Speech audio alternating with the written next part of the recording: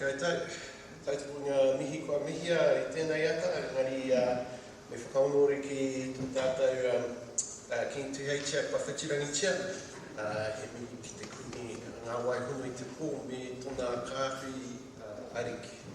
Rai mihi ki te haukanga, ngai rio waikato tainu, ngā whakawhitai ki ngā kaiwhakarite o te wā me ngā rōpū o te ata nei. Nā reira, o wai au, I heke mai au I ngā tātai o Ngāti Huia, Ngāti Rauka, Ngāti Tuaranga Tira. He kamahi o te mapa pūninga o te kotahi, so I work down here with Te Kotahi Research Institute part of the time, and I suppose I've been working in the Māori heritage space, supporting the recognition and protection of taonga around the country, supporting iwi and hapu to have their taonga recognised and protected. Kind of milling around that space mainly for public agencies. Once upon a time, what was the New Zealand Historic Places Trust, and then currently the Ministry of Culture and Heritage as well. I was doing some research here with Xavier Forde taku ingoa. Nai reira, tēnā koutou. I guess one of the reasons I would have been invited along today was to do with this project that you can see here as an example of local context labelling system in action.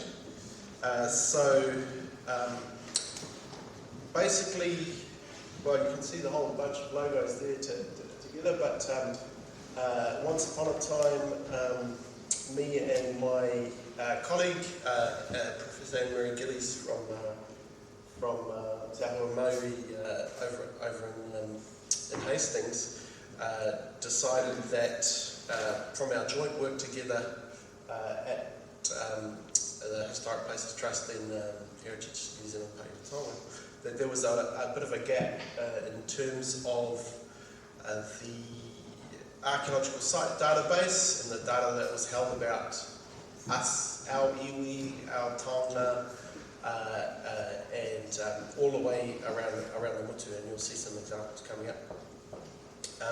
And so local context through my connections here at Te Kotahi Research Institute, which was part of the development of that, we saw as a potential kind of solution to that problem, or at least an aid to help us along the way.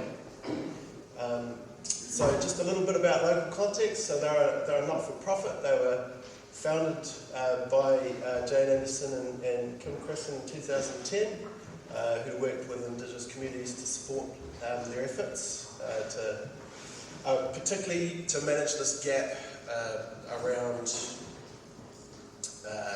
the lack of legal protection for Indigenous people's intellectual property and all of the data held in these institutions about our taonga, particularly like museums is a good example. You know, they hold this stuff that they acquired over the last couple of hundred years of colonisation, and now have a vast repository of information which and objects and taonga which may not refer to their Indigenous people that they're associated with at all. So that's kind of part of what traditional knowledge labels was and biocultural labels as part of this context. They're basically information tags. So that information that appears in databases, and we're about to see an example, these are tags for someone, like for example, I don't know, myself, Ngāti Huia, say this is associated with my past site that was taken from there once upon a time. It's listed in the database with no connection or mention of that, or if there is kōrero that's there, no mention of the kaumātua who gave that kōrero, and so on and so forth. And the tags can also say, these labels, this is the conditions that we want to place on the use of this information going forward. And they're extra legal, there's, it's not something enforceable in the court, so to speak, at least not at face value, but it enables that information to appear alongside the data about our people and to follow it around potentially as well. So the universities you can see up there include Waikato University here, which helped set up, and now it's actually its own non-profit organisation incorporated on Navajo Nation territory, which, but it's not a casino. When it comes to, this is roughly how it works. You've got Indigenous communities on the one hand, institutions and researchers on the other. The kind of the system itself is a hub, online hub, pretty easy to use, and it relies on the Indigenous communities forming a relationship with these institutions that are often nowadays very cognizant of the gap that exists around the material in their collections and the fact that the ethnographers of the past weren't so interested in connecting the objects or the materials to the people they belong to. And so the labels, on the one hand, you've got, you talk about provenance, contextual metadata, and protocols for use. That, as I just mentioned before, in terms of conditions being associated with the use of information, or even just saying it's ours. That's our corridor and it appears in your database and we want our name alongside it. And on the other hand, there's these notices for institutions to support that ethical use of this information. For example, an attribution incomplete notice saying we've got a whole lot of material in our database which is not attributed and should be. We have material in our database which is contains references to traditional knowledge and it hasn't been verified by the people it belongs to. That sort of signal. So you can go online and watch the video at Local Context, which has some nice moody dramatic music and Maori speaking in very grave tones about local context, but it's not working here today. Localcontext.org, by the way, www.localcontext.org. That's they've got a great array of information to explain who they are and what they do. Now, I come in because of the work that I've been doing, also with Anne-Marie Gillies, in places like Heritage New Zealand Paeretonga and interfacing with district plans and the protection of wahitapu, supporting iwi to protect their wahitapu and wahitupuna and all of their taonga, including the archaeology. And NZAA is, of course, one of those institutions. It's a voluntary professional association of archaeologists. But it was set up, in the 50s. This database about all of the archaeological sites in the country, the site recording scheme, over 70% of the now 80,000 plus sites actually are Māori in origin. And back in the sort of the history of the data collection was back in the 50s and 60s, surprisingly, the archaeologists recorded a bit more of the kōrero then sometimes, not in most of the cases, that they would have got either from looking them up in books, like the whatever was available at the time, including the Journal of Polynesian Society or whatnot, without that being verified by the Haukai. Sometimes by talking to kaumata, but none of this appears in the database where the information comes from.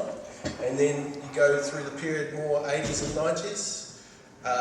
Archaeology was trying to justify itself, which, if you work in the social sciences research or humanities, you'll know, back then you had to, the more scientific you appeared, the more you felt that you had status and a claim to to authority, and so archaeology went in that direction, and the collection of information started all axing itself on the material. So physical description of, let's say, a pass up, without any reference to its history, anything like that. And then nowadays we've gone full circle. There's a lot of younger archaeologists coming through with a bit more cultural sensitivity, let's say, prepared to work with people around the Mutu, and a few Māori archaeologists as well, just trickling through. You saw that picture of Des Kawate in the Rōpū this morning. He was pretty much the only archaeologist, Māori archaeologist going for ages. So, and a great guy. He's helping us out with our Waitangi tribunal that claim down in Ngāti, so I have to say that at the moment. The information that's contained in this database about archaeology flows through to RMA procedures. If anyone in district planning, some of the archaeological sites were just whipped onto district plans around the country, sometimes not. They're all technically protected by law under the Heritage New Zealand Pahiretonga Act 2014, and that means that these, what appears on the Archaeological Association record, site recording scheme, has a flow-on impact in terms of who can develop what, where and when. If the information's already there, and when it comes to a development and it's flagged that there's a place there that makes a difference, a lot of the time it's not. Sometimes the archaeological site is flagged, but it doesn't say which iwi or hapu is associated with, and that's pretty much all the time in terms of the archaeological record. And so people have to go looking, and we all know what happens when developers have to go looking. It's in the too hard part. So we saw this as actually a key piece of work to open up the whole of the archaeological database and its system and processes to input from iwi and hapu around the Mutu. Here's the example from Waimanama, because this is where we've done our pilot. You can see some of the information represented of the sites. Basically, a lot of the country, there's 80,000 sites around the country, but a lot of it relies on where the archaeologists went. So more nowadays it's related to development. Before it was more related to where they went on holiday. And of course, but it also follows the pattern of our own tūpuna in terms of coastal sediment and rivers and so on and so forth. And you can see the types of sites that appear there. A lot of pits and terraces, middens, ovens. This is how they're described in the typology of the archaeological database record. So what we did, we went and applied for a Ngā Pai o Te Maramata Matakitanga grant. Anne-Marie assembled a team of community researchers from Ngā Hapu o Waimanama. So Anne-Marie Gillies wouldn't want me to say this. Apart from being a professor, she's basically a kaumātua there as well now, and owns a landowner of some of the whenua of the archaeological sites that we're looking at. She actually got the marae committee to choose the team, and they ended up being all her nieces. And she was saying, "Oh, if it was me, I wouldn't have chosen them." But they're great ladies, great mana wahine for their communities. And then these labels are all customisable. So basically, the text that appears alongside the labels, and we're about to look at it, can be customised by the Indigenous communities who want to signal things about their places. Here's the team. So our kind of final job was giving a lengthier version of this presentation to Ngā Pai o Te Maramatanga International Indigenous Research Conference last year. One of these ladies had never spoken in public before, let alone at an academic conference. And it was really empowering it was really rewarding for us as researchers and to see people coming through from the iwi hapu level, you know, that we all know in our own marae and that, you know, speaking to their kōrero in these different spaces, completely different spaces, and being really strong about their tikanga. And so this is Haki Kino Pa. This is just an example I want to show you of how the labels work and through the pilot that we've developed. So Haki Kino Pa was actually once upon a time Rangitane whenua, and then Kahungunu came through. So it's a kāinga which is hundreds of years old, and connected to all of that history, those layers of history in those periods. Also connected to the kōrero about precisely that and that conquest, so to speak, also connected to the peace that came afterwards because of one of the puhi you hid in the caves here. Yeah, ka rātou te mana o te kōrero, but really important site. If you look at it in terms of physical attributes, you've got kāinga, you've got mara, old kāinga sites, mara sites, mahinga kai, burial caves, a whare wānanga as well as a whare maere. You've got kind of a full spectrum of Māori occupation right there, and it's on Māori whenua. So this is the database. As you can see, holds some information about the pa is located on a large steep hill in a valley with cabbage trees, so basic sort of descriptions.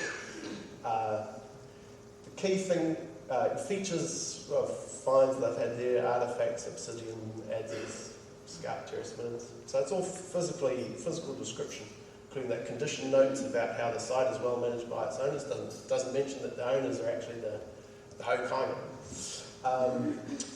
And the closest you get to, Māori stuff is ethnicity Māori and period Indigenous pre-1769. And basically, most of, I would say, I'm not entirely sure, but probably about 80% of the archaeological sites, which are Māori and are on this database, that's all you'll get in terms of association to the iwi and hapu. So they've just put through the new version of the database, and these are the labels that we would like to appear. So because they've just revamped their database, we're still working on the technical implementation. But you can see those black labels in the middle there. That information that you've got there is exactly the same as you saw on the previous page about the site of Hakikino. And here's the label that they customised, that Ngā Hapua Waimanama customised through wānanga, their own, on their marae there. And I'll show you a bigger version. So this is to do with attribution of traditional knowledge. So the label attributes authority to and acknowledges Ngā Hapua Waimanama as legitimate owners of Indigenous data and information held within this record. It's used to correct historical mistakes in language, attribution, culture, fact, where acknowledgement has been excluded in relation to the information provided. You're required to observe the permissions and protocols of use established by Ngā Hapua Waimanama. And the link there is actually normally a link to their new email address that they've created for it. And you can see the template text down the bottom. So that's kind of the generic text that people can use or customise. That comes from local context work over the years. And the type of label that it's a provenance label. And here's another one, traditional knowledge non-verified. It's a warning that the information in this record is not verified by Ngā Hapua Waimanama and may be incorrect or inaccurate. This label directs users to contact Ngā Hapua Waimanama for clarification about this information. And last one here is around hapu. So those are the hapu Waimanama, Ngāti Kuku, Ngāti Whakaiti, Ngāti Ura Kitirangi, Ngāti Katoa. So for some of their sites, they'll only want one or two hapu on them, or depending on what the history of the site is. So that's hapu label, which is actually, in the local context, international Indigenous language, is, a clan label. So call it hapu here. And same for this one, which is secret and sacred. They wanted to call it tapu, which makes sense, of course. And the site is a wahi tapu for us, and that associated information will not usually be made public. So contact us for permission and protocol conditions. I like this one because it's a more original use of nomenclature, should you say. I think TKCS, what that original label is, traditional knowledge, culturally sensitive. And here they decided it would be TK Tupatu. This label is a warning that this site and associated information has possible implications for your spiritual and physical safety related to Wairua Māori, and specialist cultural expertise is required. This label directs users to contact Ngā Hapu Waimana. So you can see how it plays out. Then there's the, let's call them the positive ones. Open to collaboration. We are open to future engagement, collaboration and partnership around research opportunities for this site. And of course the converse is also possible in terms of a label. So, just go back, okay. So there you have the types of labels that so we chose a pilot of, we chose 20 sample sites for those hundreds of sites that are in their rohe, and worked through those and through the different labels that would be, because there's more than this, many more than this, and the ones they saw useful for them to apply. And this is roughly the ones they came up with. I think they would put a blanket on, at the moment, on non-verified traditional knowledge and also before attribution that it's associated with Ngā Hapu Waimana. Those are the two that they'll put on all of their sites. And then if they wanted to in future, and they're talking about developing a memorandum of understanding with NZAA, so that if there was any inappropriate information like on the database, generally there's not enough information for them, but sometimes there's, particularly in the attachments, there might be, could be a picture of Koiwi or something, that they could issue a takedown notice, and the NZAA is the one who suggested this. And also future partnerships, and whether they wanted to input information into the database about their sites. So not just in the labels, but in the actual fields of information, if they wanted to do that going forward, that there would be a process set up for that. So that's kind of the future of this. I must have broken the clicker. You just saw before on the slide that's not working, but there we go. Moses parting the Red Sea. That was not popular with the ladies when we had our presentation. But I was just looking for a quick illustration at the last minute for our last presentation about this database has information about your tupuna, your tipuna, all around the motu. All of these sites are actually just there because of the activities of our tupuna. And that information has no input from Māori, has no verification from the iwi or the hapu, and so it's an immense opportunity, particularly when it comes to getting at the top of the cliff in terms of the information process that leads to development and planning and inputs into all these processes, so you're not behind the eight ball. In terms of archaeological information, this is the place for the whole country, and so hopefully we're just getting this technological implementation sorted, and then it should be quite a lot easier for any rōpū, iwi, hapu around the country to approach NZAA and use this hub to supply the information and the customised text around their own labels and their own sites. And that's, so that's roughly where we got to with that particular pilot project. Koe.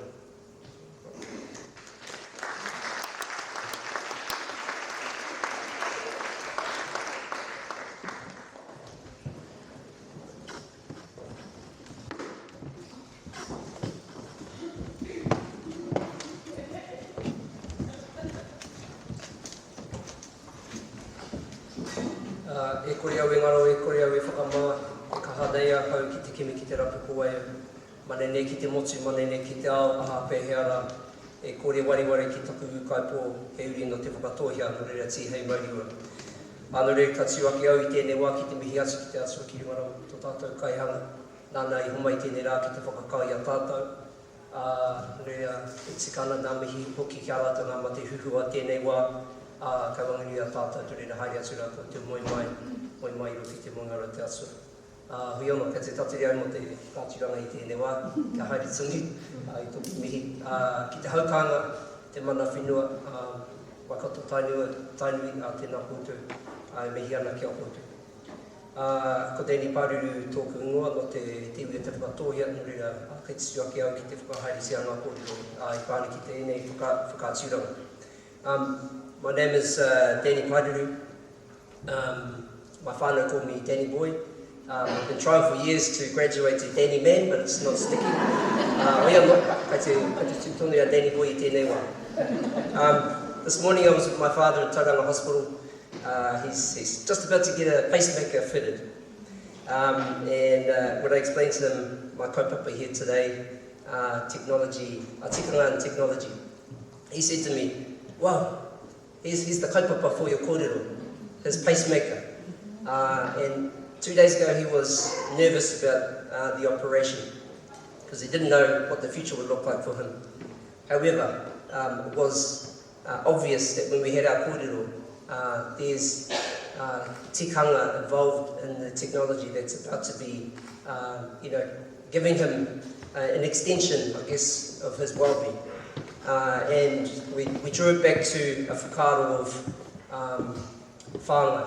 Kia whāngai here, tōku pāpā, I te whakahihiko mo tāna mano. So that's, I guess, the basis of my kōrero today is I bring a community iwi perspective to traditional knowledge labels and BC labels, and I'd like to talk to you about some of the amazing mahi that I've been involved with Māui, Te Kotahi Research Institute, so kia ora tātou. Just a quick observation about iwi whakatoa here. I won't go into this because I'm sure you know who we are, but we're in Nopotiki.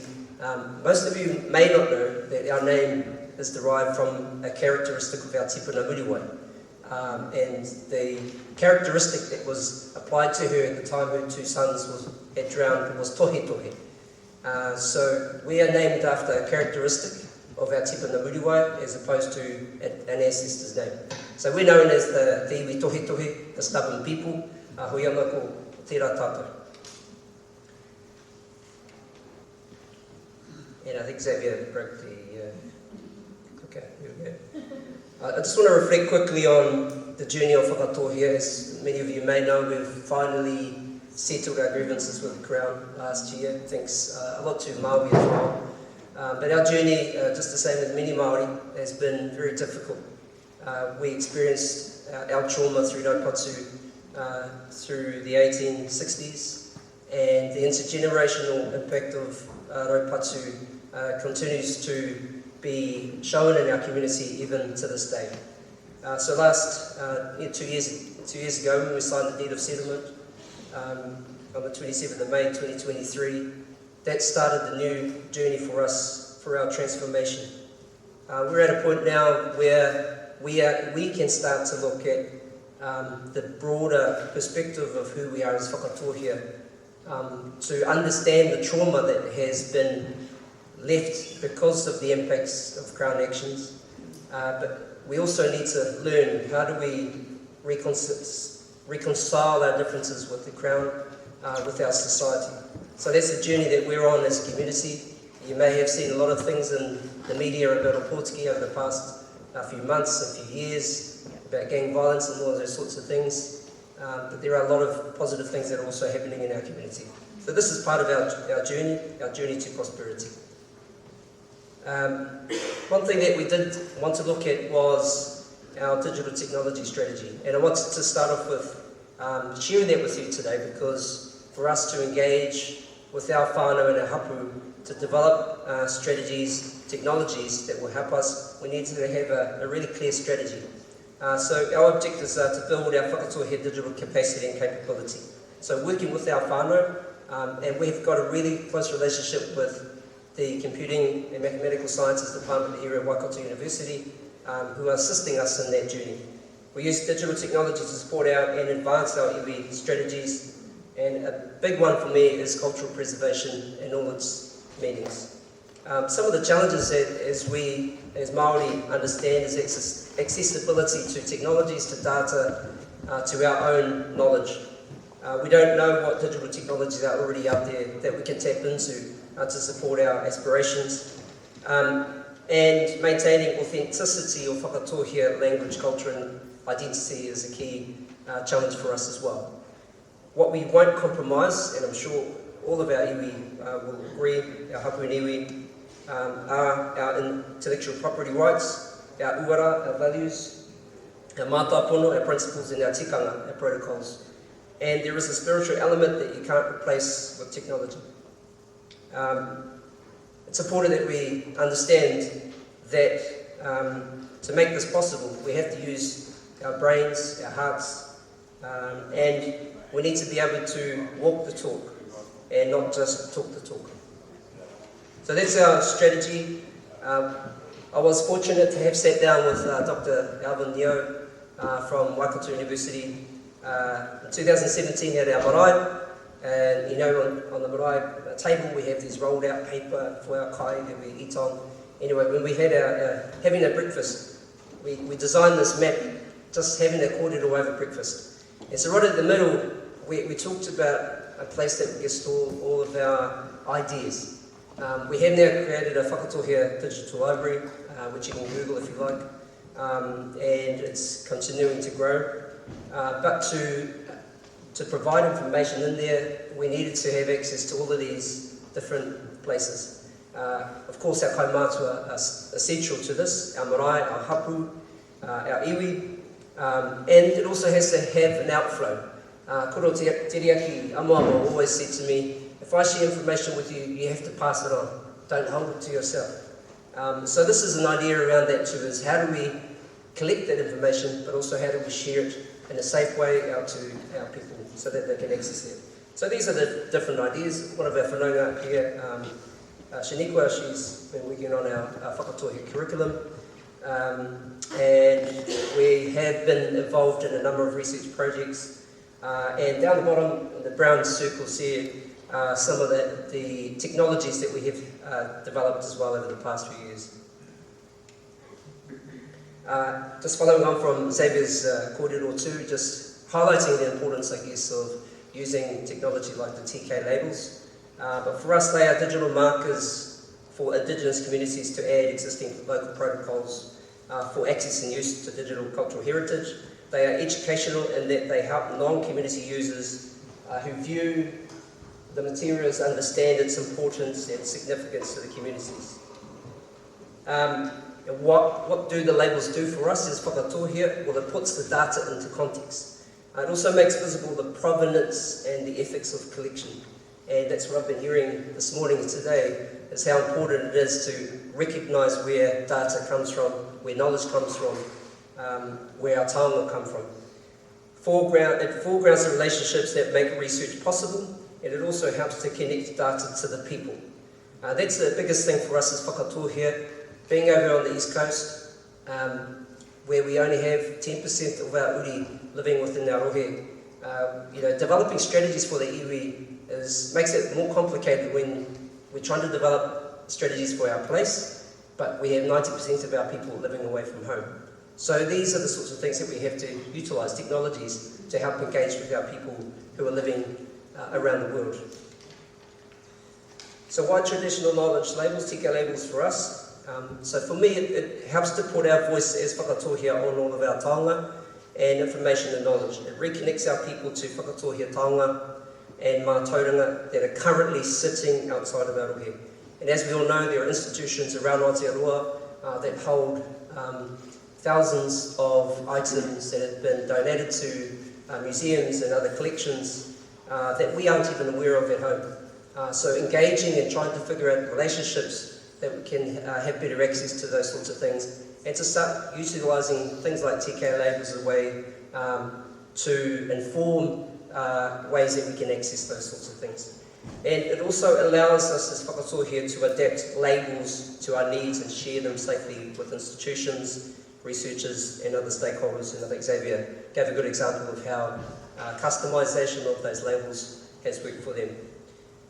And this is what we've done as a process for whakatōhea. We've had to go and really teach ourselves as whakatōhea the understanding behind the labels themselves, but our haukanga who may not be familiar with any of these processes, data protection and all those sorts of things, we really had to find a way that our people could be immersed in this kaupapa. So these are the sorts of things that we've been involved with as well.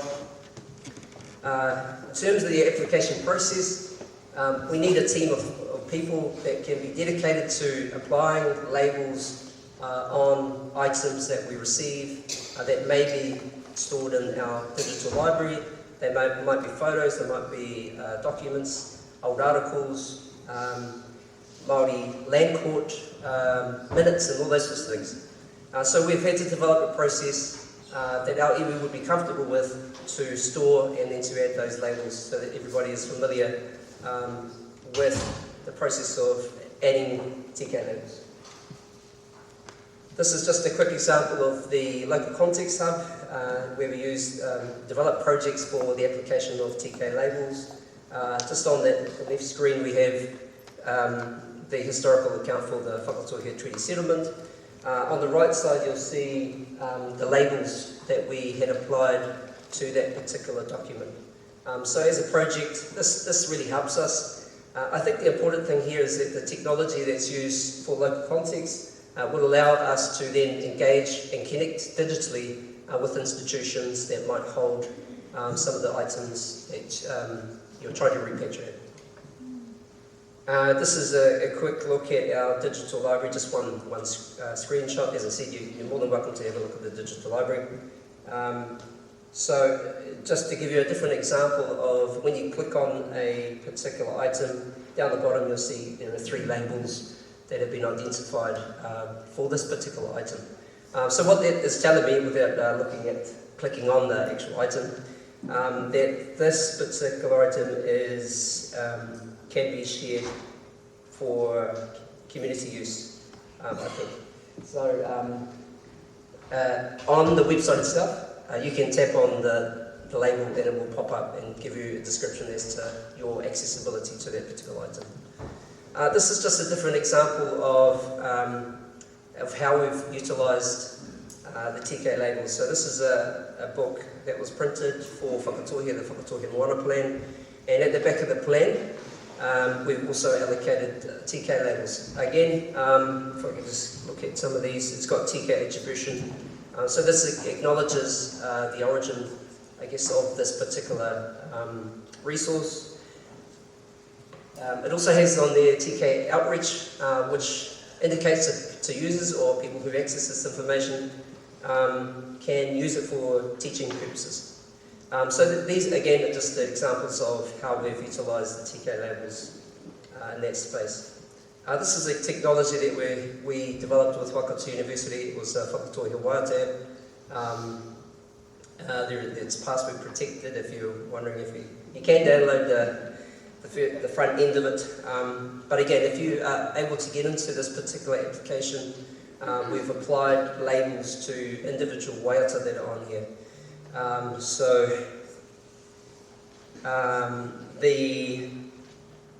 The first waiata has a number of labels, so if you're able to tap into those labels, it tells you when or where you can use them.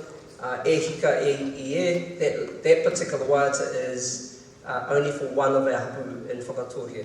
So the first label indicates that it can only be used for that hapu. So That, again, is another example of how we've utilised TK labels to manage the accessibility and permissions to access these particular items. So that's my last slide here.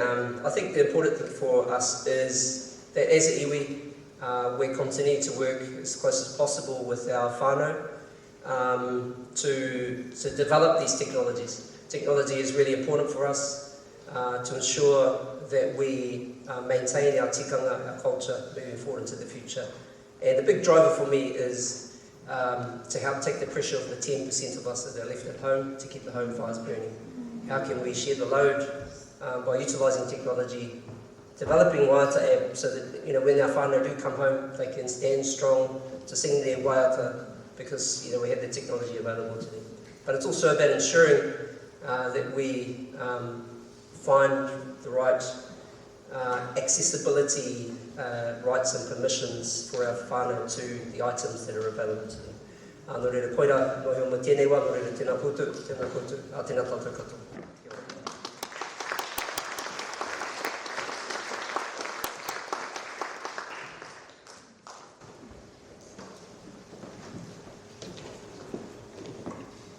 Ngā mihi kia kōrero kia koutou, tēnā koutou, ko te rarawa, te aipauri, Ngāti Kahu, Ngāti Wai, Ngā Pui, Ngāti Whātua, Ngāti Pāoa, Tukutuku, Ngāti Maniapoto, Waikato Tainui, Ngāti Hea, a tēnā koutou I te whanaunga e te iwi. Ko Kandy Wahanui-Peters, and I'm here following on from our Tāne Mā to talk about utilising AI, artificial intelligence, to empower our cultural rights.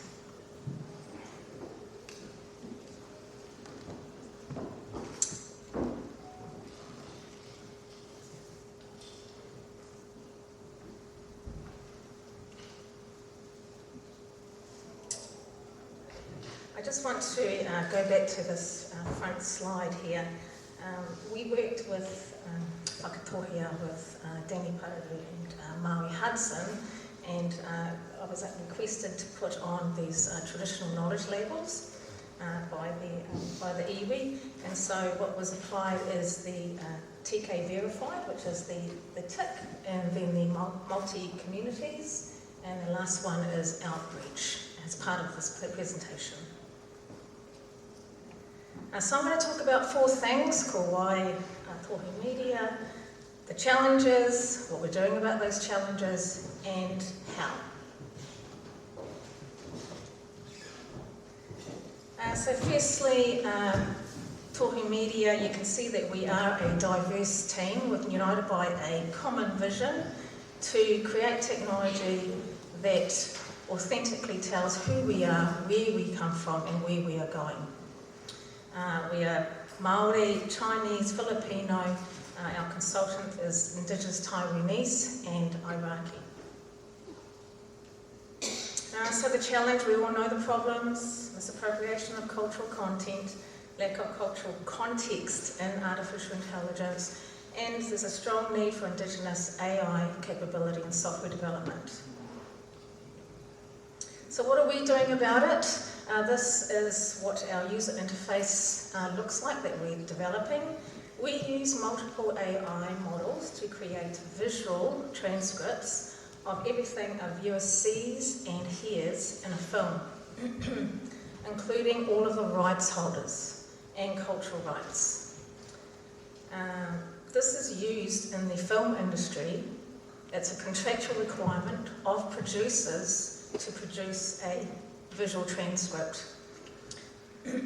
What's not currently in these visual transcripts is the cultural rights, these local context labels. So we want to change that standard. And to demonstrate, we have a video of 8 AI models so far developed with the help of Tikanga in technology, Te Puni Kōkiri. And as I said, we work with whakatohia. We are going to demonstrate the AI models on their film.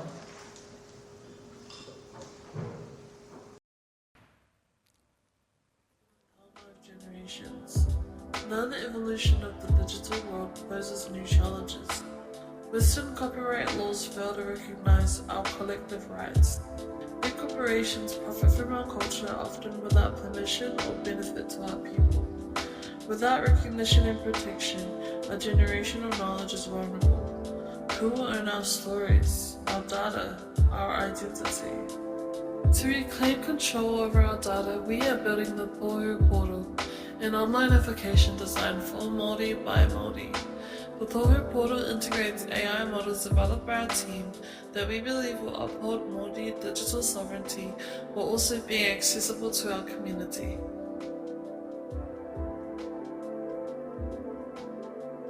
Our speaker and speech recognition model identifies speakers and transcribes dialogue with accuracy. The process of colonisation really has disconnected us from our taonga, from our whenua, and the concept of Indigenous data sovereignty is very much about reconnecting us. We're trying to go back in time and correct that colonial legacy.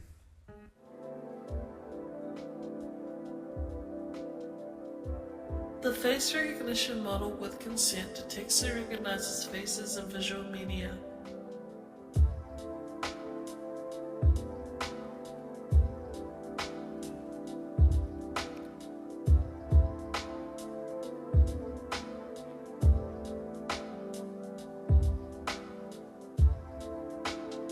The Tikanga label recognition model detects community expectations about the appropriate use of cultural heritage, content, and data.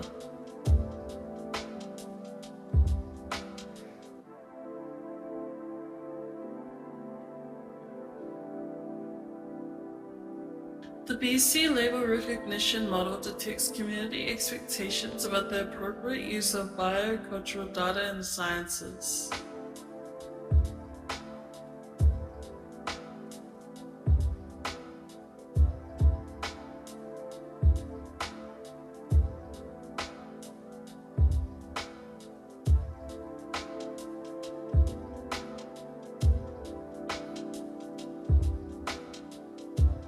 The scene cut detection model detects scene changes, which provides the base for a visual transcript.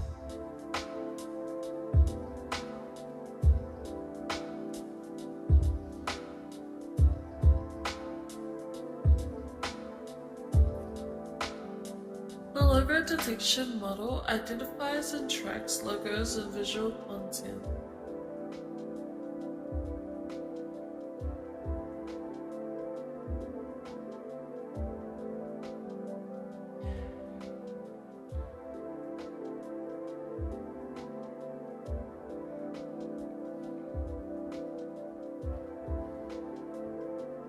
The Mai Koi recognition model recognizes Māori art pieces and imagery.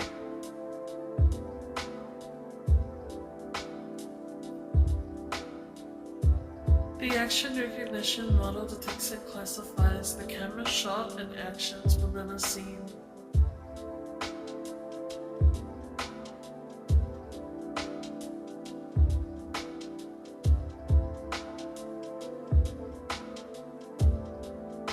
Through the Tohu editor, we ensure our data remains ours, protected, respected, and future-proof for generations to come.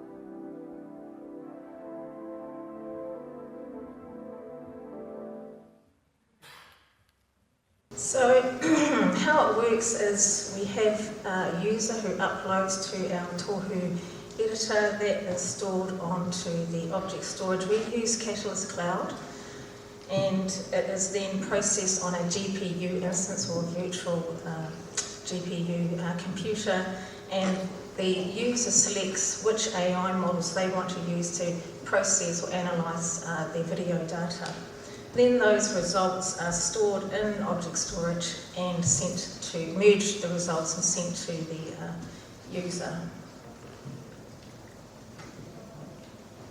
And just to conclude, I would like to thank our funders, our collaborators, and iwi, and we're also working with a kaituku.